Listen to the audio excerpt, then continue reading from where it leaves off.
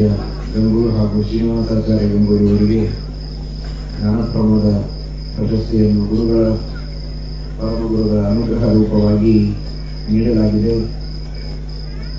ಬಹಳ ಶುದ್ಧ ಸದಾಚಾರ ಸಂಪನ್ನರಾಗಿ ಅತ್ಯಂತ ದೀಕ್ಷೆಯಿಂದ ಜಾಲಿಹಾಳದಲ್ಲಿ ವಿಶೇಷವಾಗಿ ಪಾಠ ಪ್ರವಚನಗಳನ್ನು ಮಾಡ್ತಾ ಇದ್ದಾರೆ. ಅವರ ಬಗ್ಗೆ ಎಲ್ಲ ಪರಿಚಯವನ್ನು ನೀಡಿದ್ದಾರೆ.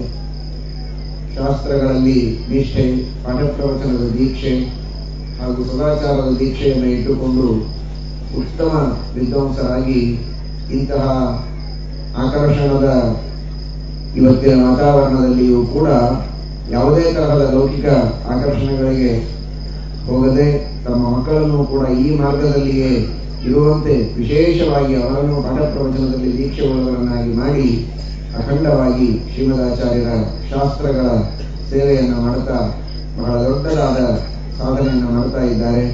ಹೀಗಾಗಿ ರಾಮದೇವರ ಗುರುಗಳ ಅನುಗ್ರಹ ಅವರ ಮೇಲೆ ಇನ್ನೂ ವಿಶೇಷವಾಗಿ ಆಗಲಿ, ದೀರ್ಘವಾದ ಆಯುಷ್ಯ ಆರೋಗ್ಯಗಳನ್ನು ಕೊಟ್ಟು ಈ ಪಾಠ ಪ್ರವಚನದ ಸೇವೆಯನ್ನು ದೇವರು ವಿಶೇಷವಾಗಿ ಮಾಡಿಸಲಿ ಎಂಬುದಾಗಿ